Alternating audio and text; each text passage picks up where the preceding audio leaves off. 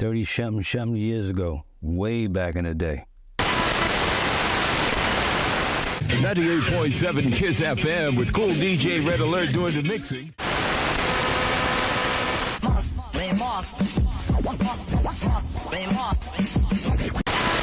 98.7 KISS FM, the Latin Rascals. The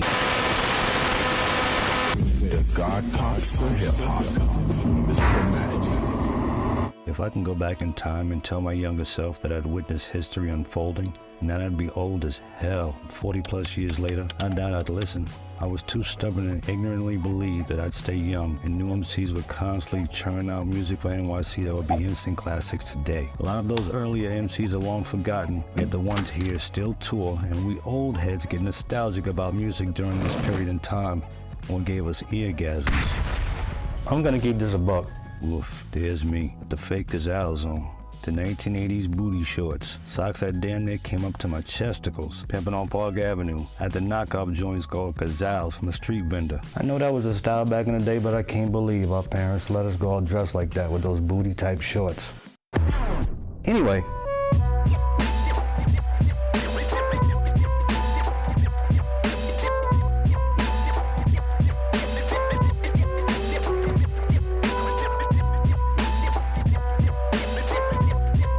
40 years ago, I started a tape collection from the ground up, pretty much like most of NYC was already doing. The thing is, I had no idea that I was on the ground floor of what I personally believe was the golden age of hip-hop. In 1983, I lived right uptown in the Bronx, 1750 Sedgwick Avenue to be exact, down the street from 1520, right across from River Park Towers in the Harlem River, which separated us from Manhattan. Solid area before the crack epidemic fully hit, while crackheads were waiting for the 1st and 15th of every month. To stay out of trouble during the summer, we played full-court basketball, swam at Roberto Clemente State Park, or went to a summer camp at Bronx Community College. On this particular day to summer camp, I saw this dude with a heavy-looking boombox blasting a jam I'd never heard before. It was by Gaz, and the song was Sing Sing. Some DJ was cutting the hell out of this disco joint. Right then and there is what made me want to start recording tapes for myself. But I was young, had no working papers as a minor for a summer job, so any money I did get went to buying comic books. Dead ass. Once the school year started, I had to bide my time. As long as I looked fly doing it, I went to the High School of Art and Design. In that time frame, most of us sported Lee's, Shams the Baron shirts, Pumas, Adidas, Kangos, name belts, sheepskins, leather bomber jackets. I personally did most of my shopping on Fordham Road in the Bronx, Delancey Street in the city, or the Aqueduct Flea Market in South Ozone Park, Queens. The current trend in music being played at the time was damn near synonymous with how we dressed. Around Christmas of that same year, my pops bought a stereo system for me to use that had a tape deck. Now for a while we were going to school, we listened to the radio. 98.7 KISS to be exact. They almost always dropped on the radio by the Crash Crew, but by then things were slowly changing. RunDMC dropped Suck MCs and It's Like That on Profile Records, while the Fearless Four kept the movement going with Elektra Records by releasing Problems of the World. This was a year before Def Jam, before Tila Rock and LL Cool J. Sugar Hill Records was slowly being phased out. Not completely, mind you, but it was happening. For a while, most of the Black and Latino listeners started listening to Mr. Magic on 107.5 WBLS. Keep in mind though, I had no idea Mr. Magic was on WBLS or WXBI. I personally regret not knowing this.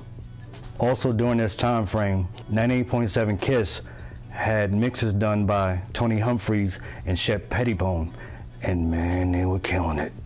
If you heard a mix that you'd never heard before on that station, like say Paul McCartney and Michael Jackson Say, and in the middle of that mix you heard 98.7 KISS, Master Mix. That's what they were doing.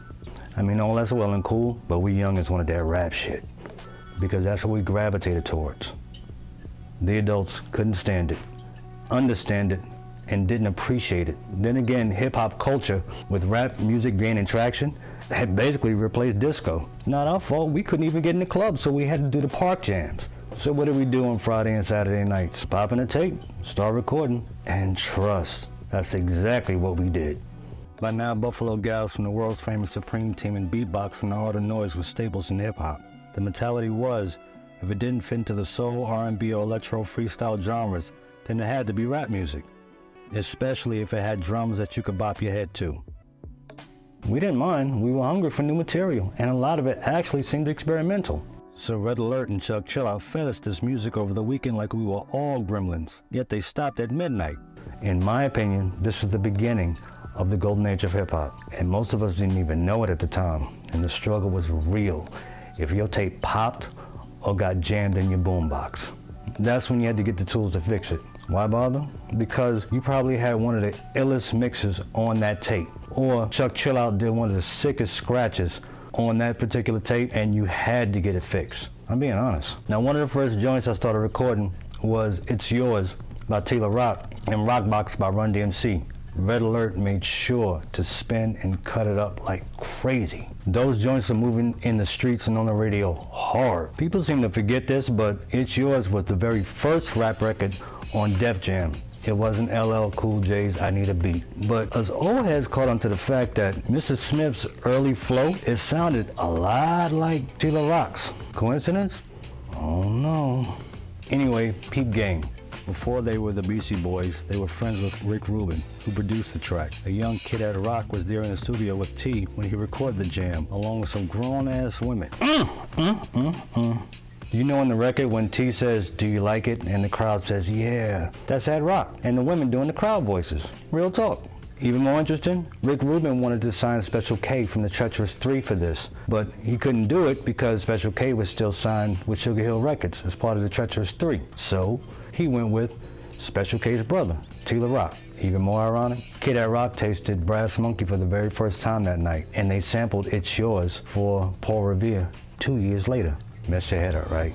This stripped down jam was hot on the streets of New York. You couldn't go anywhere without hearing it. Your moms knew this song. Your grandma's put in her teeth just to recite the lyrics. Your crazy uncle stopped playing spades, put his Colt 45 down just to listen to this song. If a cop busted you playing this shit on a boombox on the train, he let you off with a warning and start bopping his head till he get off at 86th Street. That's how dope this record was. Or back in the day, we used to say it was fresh. However, Red and Chuck spun another joint. When I said new material seemed experimental, I wasn't kidding, because RunDMC dropped Rockbox. Bruh. Okay, in 2023, we take it for granted. We're used to it. But Run and D self-appointed themselves as the kings of rap and roll. We all know that. But in 1984, this was totally different. Like, totally new. We had never heard no shit like this before. For some context, you guys have to understand something. We had nicknames for each borough. I mean, to us, it was just 4 boroughs. Or like Bruh Man from the 5th floor. Deadass, it was just 4 boroughs. We didn't even think about Staten Island until Wu-Tang Clan came along and put Shaolin on the map. It was basically who had the better borough because of who we grew up with, who our friends were, what rapper represented it. That's all it was, like a competition thing. Now for the Bronx, we started this hip hop shit. That was home, and we took pride in it. Despite it having more abandoned buildings than the Knicks winning championships, Grandmaster Flash and the Furious had dominated for a minute, and now Tila Rock had the streets on lock. RunDMC were from Queens though, specifically Hollis. They had dropped 2 hot joints previously, and when they dropped Rockbox, that song hit the ground running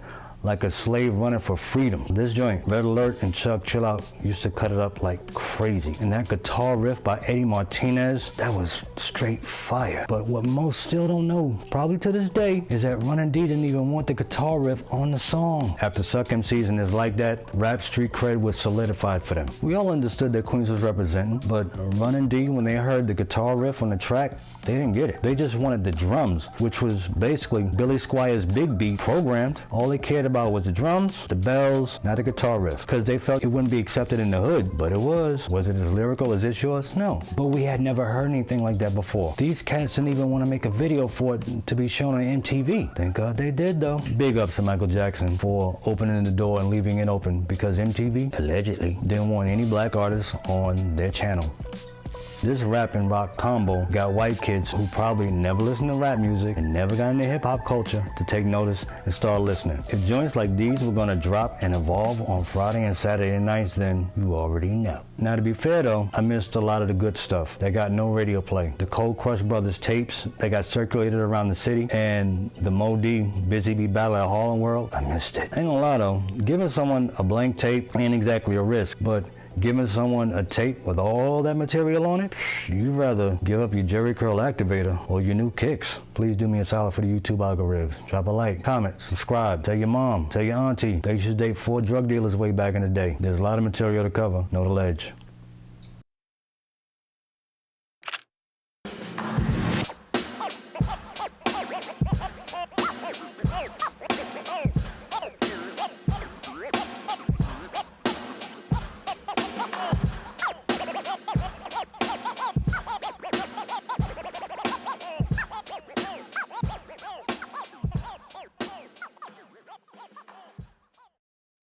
Imagine if the following happened. No more rap music being played on WBLS in 1984 anymore, ever.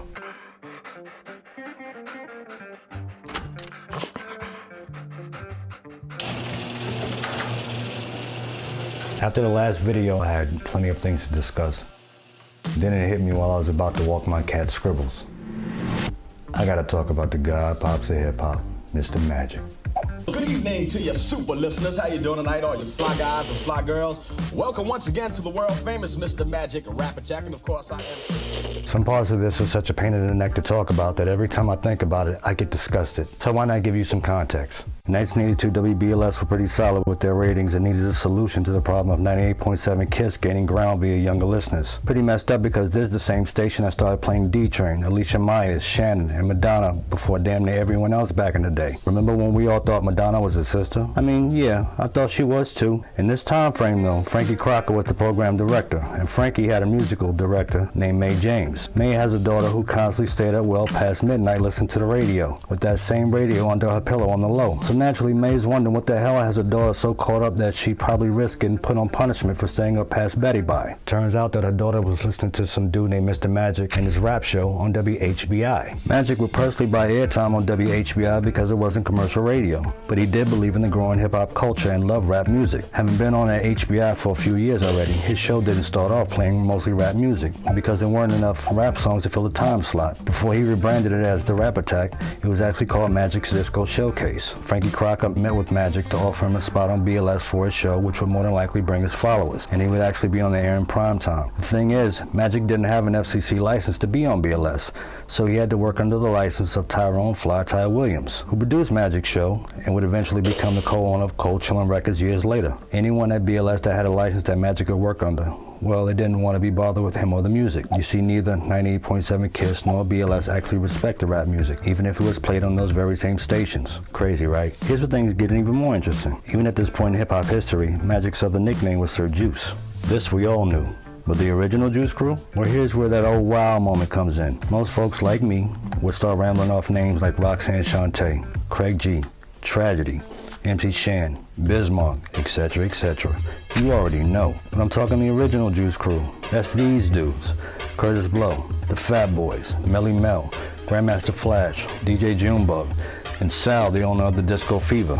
You see, Magic would hit up the Disco Fever and the Boogie Down quite a bit. If you frequently went there and had celebrity status as an MC, DJ, or radio personality, you were more than likely considered part of the Juice Crew. With Magic and Fly Ty Williams on board BLS now, Magic needed a DJ for his show, and he wanted DJ Junebug, who was a prominent DJ at the Fever. However, Junebug was found dead in the Bronx. As great a DJ as he was, to the point that he had the ear of Curtis Blow and the crowd at the Fever, Junebug was also into extracurricular activities, and it seemed to catch up to him. With Junebug's tragic passing, Magic was desperate for someone to be his turntable DJ on the Rap Attack, and was introduced to Marley Marl by way of Dr. Bob Lee. The first time Magic asked Marley to be his DJ, Marley point blank turned him down as they didn't exactly get along from the jump, and that lasted a while. When he asked again, with the proposal of Marley earning more money as opposed to being a club DJ, Marley jumped at the chance, especially with millions of Magic's listeners ready for some orgasms. Yet even that was a problem, because Marley didn't have his FCC license either, and technically he didn't work at BLS. Frankie Crocker and Magic bumped heads quite a bit over this, until Crocker gave in and gave Marley a shot. For a few years things worked out fine until the chemistry between Magic and Marley was undeniable. However, Murphy's Law still applies to any and everything. This is 1984, a good year for rap music and the hip-hop culture on a whole, despite the crack and AIDS epidemic on the rise with no slowing down. It's Yours was a hit, Rock Box was a massive hit, Divine Sounds dropped Do or Die Bet style rep in Brooklyn harder than times in 1929. Beat Street had come out in June of that year, with Wild Style having dropped a year previously. Magic, Marley, and Ty had gotten BLS some incredible numbers. Red Chuck and the Latin Rascals were on Kiss handling business, so all should be good, right? Nope. Frankie Crocker left the station that year. The holy trinity of rap on BLS were on fire, and Charles Warfield, who was a general manager at the time, came up with the bright idea: give Magic, Marley, and Ty their own time slots. All that time spent building up more followers and getting BLS some great numbers to keep them ahead of Kiss FM was official. Technically, that sounded good at the time considering the opportunities offered to the fellas, but Warfield had an ulterior motive. He didn't want any rap music, zero, nada, being played on BLS. Ken Webb, who was a respectable DJ at the time, allegedly didn't like rap music either, and would insult the genre right in front of Magic at meetings concerning BLS and its growth. Warfield basically offered the fellas crumbs and dingled enticing bait in their faces to get them to stop rap music's ascension and progression. He'd even gone so far as to talk to Barry Mayo, who was a top dog at Kiss, to make this happen by getting rid of Red Alert and Chuck Chillout. You just can't make this stuff up. Mr. Magic was arguably the biggest person in rap music because he had a huge following that was growing, and he was on radio. Record labels would look up to him and seek his approval if a rap song was worth playing on his show. And yes, that included Sugar Hill Records or a young Russell Simmons who gave his brother Joe a shot and put him on. Think about it. The overall ramifications of this are mind-blowing. Warfield's decision was a slap in the face to the hip-hop community, and it will make you question why would the station choose to turn its back on a genre that was rapidly gaining traction. The fallout was particularly devastating for Mr. Magic, who would not only lose a huge platform, but also his ability to support and promote the artists he believed in, like he did with Divine Sounds of the Fearless Four. Check the credits on a Fearless Four album. M Squared is Mr. Magic. You can question if the exclusion of rap music was driven by commercial concerns or a lack of understanding about the cultural significance of hip-hop itself. To understand the motivation behind WBLS's decision, you probably have to consider the socio-political climate at the time. With rap music gaining increasing attention and sometimes controversial subject matter, the station may have faced pressure from advertisers and conservative groups. Ronald Reagan was president, remember? Although Jesse Jackson tried his hand by campaigning for the big chair that same year. Then you actually have advertisers that had the mentality that black folks didn't actually buy their products, like Macy's as an example. As a response to Warfield's decision to go through with this, Mr. Magic, along with the reluctant Marley and Ty, who used WBLS to go back to HBI. Being pissed about this fueled Mr. Magic because at the time, he could see what no one else was seeing, a future with neighborhood entertainers that could express themselves, and he wasn't getting paid an insane amount of dollars to do it either. He believed in this, and no one could tell him any different. Dude was a serious visionary, and if it wasn't for him, there would have been no Marley Marl on radio to produce the instant classics we grew up on. No Biz, G-Rap, no Rakim, no Big Daddy Kane, no producers and beat makers to be inspired by Marley, like Pete and Primo, and none of those hot exclusives that Magic dropped on BLS let all of this marinate about how one dude saw what most didn't, and if Marley didn't learn how to sample. And yes, BLS did bring them back. That's a story for another day though. Here's my take on this overall. If you, like Magic, have a vision that no one else can see, don't let anyone stop you. The only one stopping you is you. Just make sure to keep your integrity intact and stay the course. Let me know your thoughts in the comment section, and I'm gonna have an entanglement with a cup of coffee. Praise Jesus for coffee. Hit that like and subscribe button, because I have more joints to explore and to get people thinking. Big ups to Magic, Marley, and Fly Ty for being the soundtrack to my teenage years, and mostly everyone else in the New York tri-state area. Know the ledge.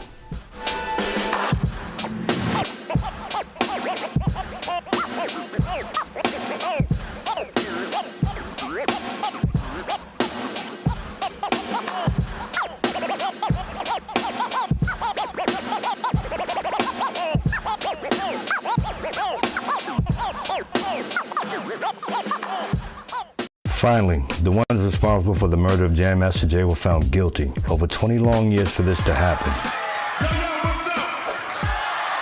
Yo, my homeboy and partner DJ Run wants to come out and help me out, but he said y'all don't sound live enough. So if y'all want him to come out here and say something on the fresh fries, somebody say run. You say run. Call him out, say run. A little louder, say run.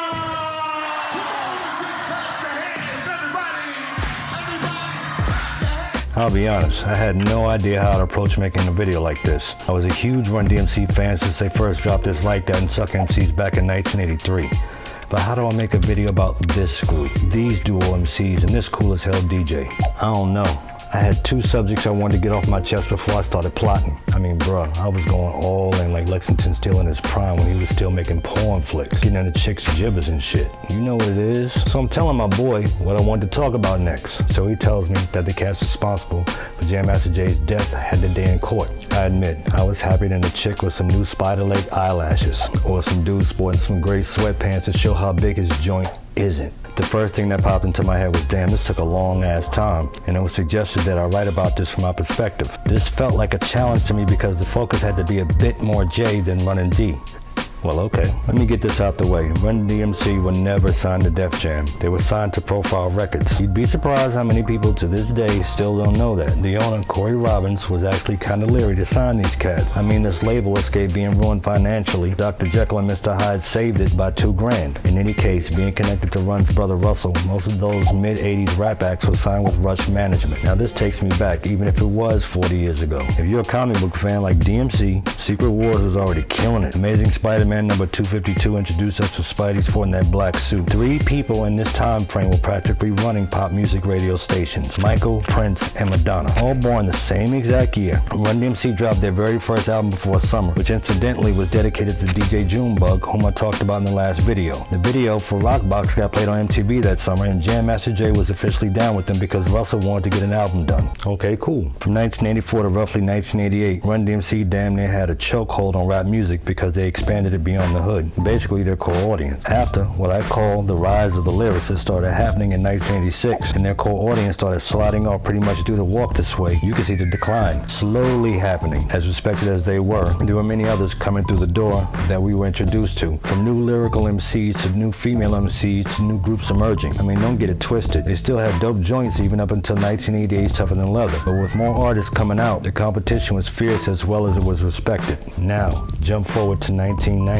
Run D and J got the hookup from DJ / 1992's Remix King / insane producer Pete Rock, because they were phasing out. NWA, Tribe, and Naughty had already dropped some incredible albums. Those 3 alone had different sounds, and it wasn't just them. Rap music has seriously evolved, so that now you had more choices to select from. If you're one of those folks that's wondering, well, what about so-and-so? And you know who you are. I didn't forget, because the list is long and the focus isn't on RunDMC, although Pete Rock gave them a serious resurgence to their career with Down with the King in 1993. That act alone got them touring again, and the payout in the 1990s was much better for them than in the 1980s. Death Row were out with that G-Funk flavor now, repping Cali, then added Tupac to his crazy arsenal of artists. It was pretty much game over. I'm gonna keep this a buck. We knew Death Row was a problem when Dre dropped The Chronic in 1992. With Tupac added in the mix, it was like the 1992 Dream Team, and man, they had so many dope tracks. I personally didn't care where producer, DJ, and MC were from. If your shit was dope, it was dope. Period. Death Row was making a killing being played on urban and pop stations. Dre and Snoop got the cover of Rolling Stone. The money was flowing faster than drunk dudes at a strip club, and New York's only savior was a brother from Brooklyn. By then, RunDMC's dominance was all but over. With no money coming in for Jay, bills are piling up and he was in the hole, especially with the spotlight fading. He reportedly owed the IRS over $100,000, but it was actually $500,000 in debt. Back in the 1980s, the group famously had an anti-drug stance in lyrics and PSAs. Hell, I remember when they gave a concert around 1985 because of the surging crack epidemic, and appeared on New York's Channel 11 News speaking about it. The thing is, and from my personal standpoint, if you have no financial advisor or zero knowledge of how to manage your money, you're going to have problems in the long run. I'm not one to make excuses for Jay, and I refuse to shit on the man's legacy. From what I read about him over the years, he was a good dude, helped out his family when needed, great family man, loved music, stayed in the community to start a record label, mentored a young 50 Cent. He, like most of us, made a terrible decision and it ultimately cost him his life. The irony of this is there happened to be 2 people close to him, a childhood friend and his very own godson. To get over the pressure of being in debt and a net worth that had plummeted, Jay became a cocaine middleman as his career slowed and money ran short. In 2002, a year after RunDMC's 7th and final studio album, Crown Royal, Jay had allegedly acquired 10 kilograms, 22 pounds of cocaine. To get it distributed, he brought in Ronald Washington, his childhood friend, and Carl Jordan Jr., his godson, to make this happen in the Baltimore area. The thing is, Ralph Mulgrove, a drug dealer, dealer based in Baltimore didn't want to work with Washington. He knew Washington from way back in the day and actually wanted to put a hot one in him on sight scene. The animosity was a bit thick, and Mulgrew refused to do the deal with Jay if Washington was involved. Mulgrew lived in Baltimore at the time and oversaw a cocaine distribution ring with about 25 workers. Since he wouldn't comply, Jay cut Washington and Jordan Jr. out of a potential $200,000 payday, which pissed them off to the highest point of festivity. Mulgrew has spent 12 years in federal prison on a drug-related conviction before his release in 2013. He testified only after being arrested on a material witness warrant, which can be used to compel court appearances. Days leading up to his death, Jay seemed more worried than usual, and he stayed strapped. On October 30th, 2002, Washington and Jordan entered a previously locked fire escape exit door at the back of Jay's recording studio, located on Merrick Boulevard in Jamaica, Queens. With the help of accomplice Jay Bryant, who incidentally will be tried in January of 2026 in a separate trial, Ronald Washington and Carl Jordan went upstairs to the recording studio where Jordan greeted Jay. At the time, Jay was sitting on the couch playing a video game and reviewing paperwork with his business manager. Initially happy to see Jordan, things went south fast. Jordan pointed a gun at Jay and fired 2 shots at close range. One shot hit him in the head and he died instantly. Jay's business manager tried to dip out after witnessing this, but was caught by Washington. He pointed a gun at her face and demanded that she lie on the floor, after which Washington, Jordan, and Bryant fled the scene. The defendants later openly made admissions to their associates implicating themselves in the fatal shooting or bragging about being the shooter of Jam Master Jay. After Jay's murder, Run announced the official breakup of RunDMC. This execution of pure act of revenge was finally made right, with Washington and Jordan having had their day in court, and millions couldn't be happier. The sad and tragic part of all this is that Jay left behind an incredible legacy, which most of us will never forget. During their heyday, people typically think that it was Run that fired up the crowd. No, that was Jay. Jay brought that energy. The look of RunDMC, the Godfather hats, sporting Adidas, that was Jay. When Mr. Magic had DJs visiting BLS and none could deal with how the equipment was set up, only one cat wasn't scared to shine when competing with Marley Marl on those turntables. Again, Jay. I still have those tapes where Jay set the mood for the crowd at the Apollo and then in Madison Square Garden back in 1986. It was all Jay. This is how I personally want to remember the man. He was that dude, and I refuse to think negatively over a terrible mistake that cost him his life. If we were all saintly, chances are churches wouldn't exist. Do me a solid. Hit the subscribe button, keep hitting your boy with some coffee, and keep your integrity intact. Know the ledge.